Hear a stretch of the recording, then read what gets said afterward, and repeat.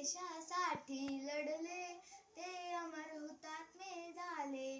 तो तुरुंग ते उपवास, सोसला किती वनवास.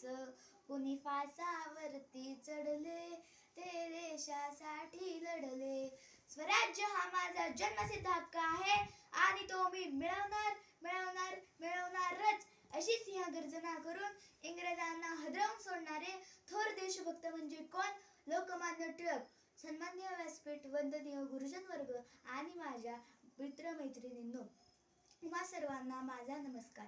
माझे नाव सुप्रिया साईनाथ सोमवाड. मी इयत्ता 5वी शिकत आहे. माझ्या शाळेचे नाव ज्ञानदीप प्राथमिक विद्यालय. आज मी आपल्या समोर भारतीय स्वातंत्र्य लढ्यातील स्वातंत्र्य सेनानी लेखक लोकमान्य टिळक यांची यशोगाथा सांगण्यास उभी आहे. तरी ते तुम्ही शांतचित्ताने ऐकावे अशी माझी नम्र विनंती. लोकमान्य टिळक यांचा जन्म 23 जुलै 1856 रोजी रत्नागिरी जिल्ह्यातील चिखलगाव येथे झाला. त्यांचे पूर्ण नाव बाळ गंगाधर टिळक व त्यांच्या वडिलांचे नाव गंगाधरपंत असे होते व आईचे नाव पार्वतीबाई असे होते. लोकमान्य टिळक बालपणापासूनच कुशाग्र बुद्धीचे होते. आत्मविश्वास आणि निर्भीडपणा हे त्यांचे गुण होते. 1877 मध्ये त्यांनी पुण्याच्या डेक्कन कॉलेजमध्ये पदवी मिळवली. केसरी व मराठा ही वृत्तपत्रे त्यांनी सुरू केली. शेतकऱ्यांना एकत्र येण्याचे आवाहन दिले. जनता एकत्र यावी म्हणून त्यांनी गणेशोत्सव व शिवजयंती हे सार्वजनिक उत्सव सुरू केले.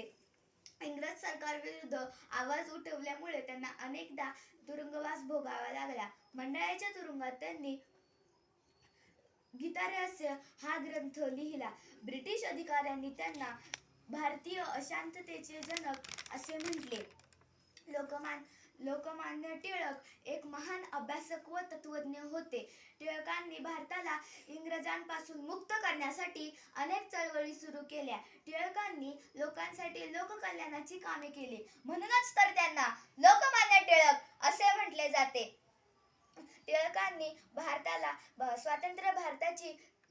लोकांना स्वातंत्र्य भारताची भावना निर्माण करून दिली. देशप्रेम, देशभक्ती ही भावना निर्माण करून दिली. सर्वसामान्य लोकांना, जनता एकत्र यावी, एकात्मतेची भावना निर्माण व्हावी हा त्यामागचा उद्देश होता.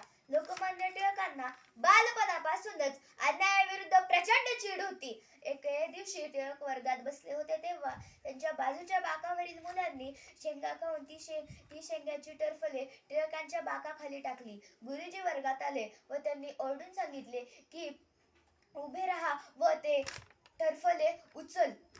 टिळकांनी ठामपणे सांगितले की मी शेंगा खाल्ल्या नाहीत, मी टरफले उचलणार नाही असे स्पष्टपणे त्यांनी सांगितले. किती हे धाडस, किती ही हिंमत, कितीही अन्यायाविरुद्ध चीड, पुढे याच वृत्तीने त्यांना शांत बसू दिले नाही.